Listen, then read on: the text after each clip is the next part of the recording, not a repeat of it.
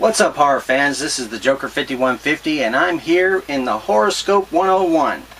And this week our topic is going to be non-nightmare Wes Craven films.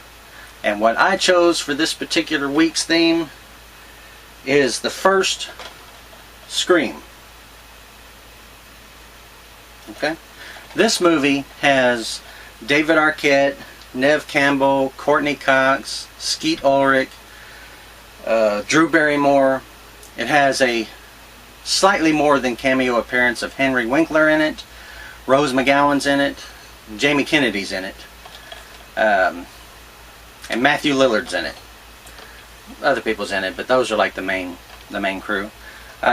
This film, I really enjoyed this film. I pretty much enjoy the whole series in general, but the way I see it, the first film is good enough that if they would have just left it with it being a single film, this would be fine. Like, they do supposedly delve into the backstory of why all this is happening more as the other films go along.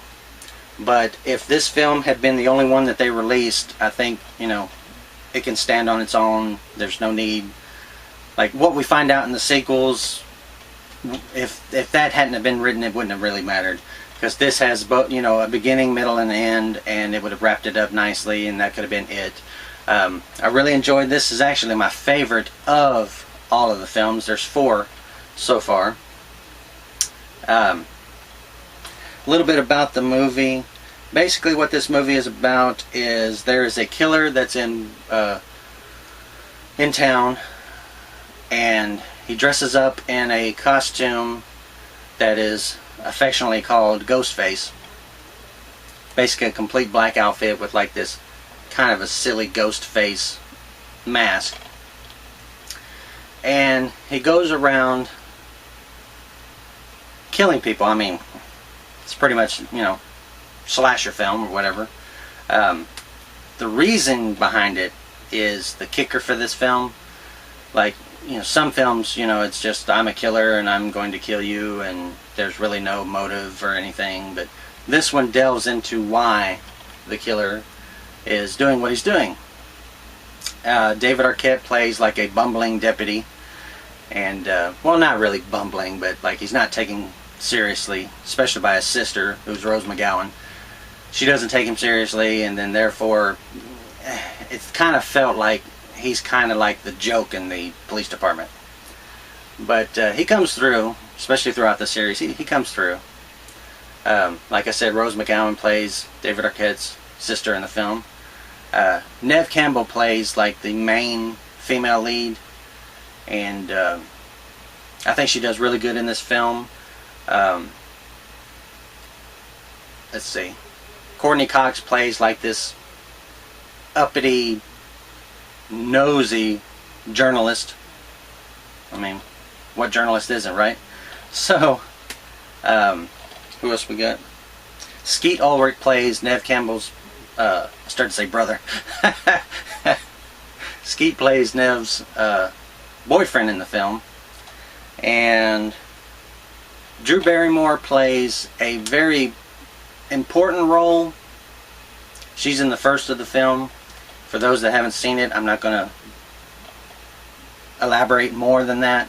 Her part is very important, I believe. She sets the tone for the film.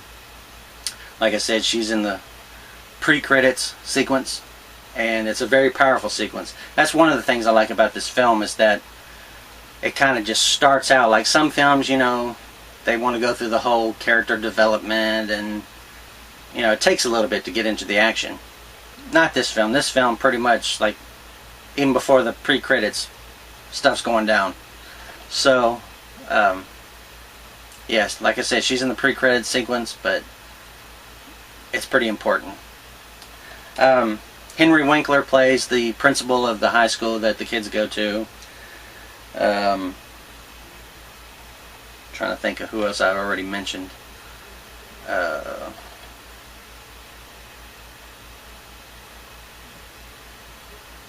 I know I'm forgetting somebody that I just mentioned. Anyway, it's about, kind of like a lot of horror movie fare. You got these group of kids that are in high school, and they have to deal with this killer and it's one of those who done it, you know, who is it kind of deals. And throughout the film, and throughout the series in general, throughout the film, they kind of play off of the whole we don't know who's behind the mask, and they try to make you think it's this person. Then the next thing you know, they'll switch and they make you think it's this person. And for quite a bit of the ways, you're like kind of going along with it, like, yeah, I bet he did it, I bet he did it. And then something else will happen and you go, well, I ain't so sure he did it now. Maybe this person did it. Or maybe it's this girl over here, you know. I love those kind of movies.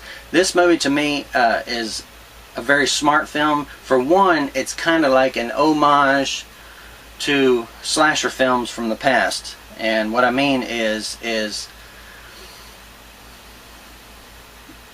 in ways it's a serious film, but then they also know how to kind of like poke fun at the slasher genre.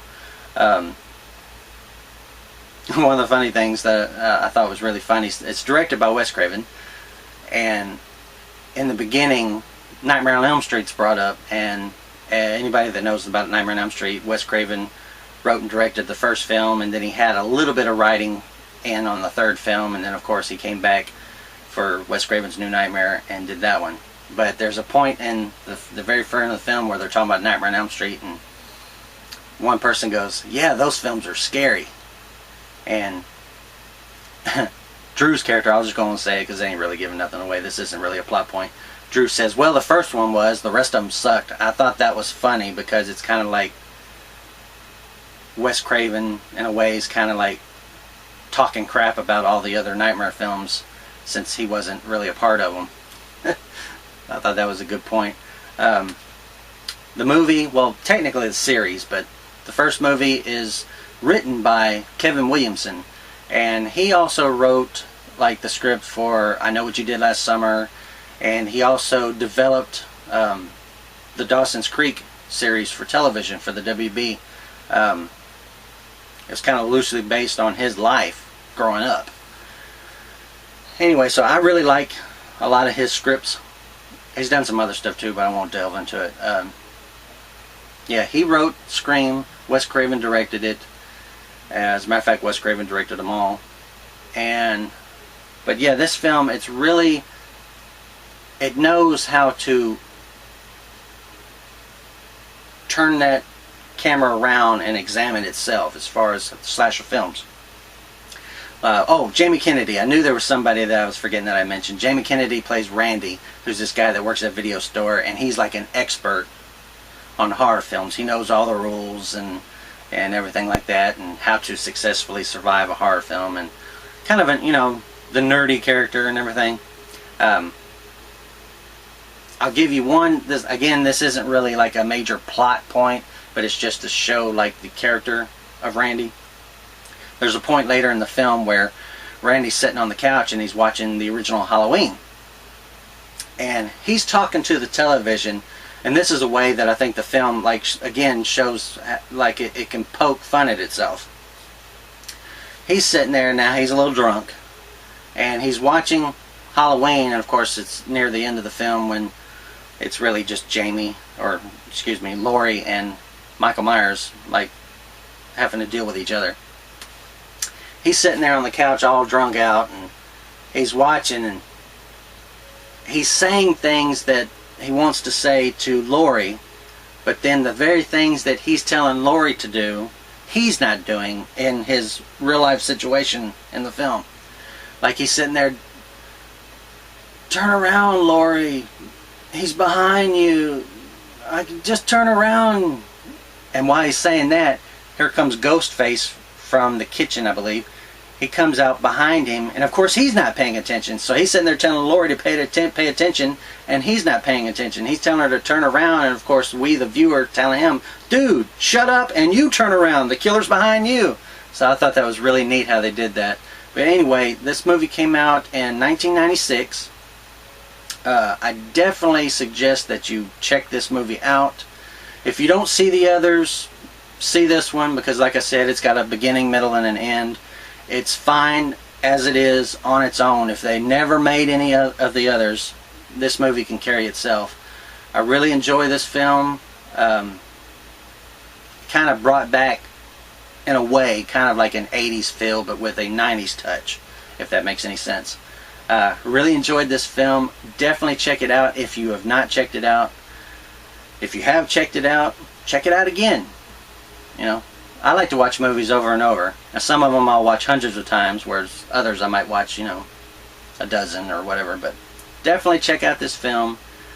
Check out the others if you can, but definitely check out this film. I haven't checked the schedule, so I'm not sure what's up for the next week after this one. But anyway, I will see you next week. And until then, catch you guys later.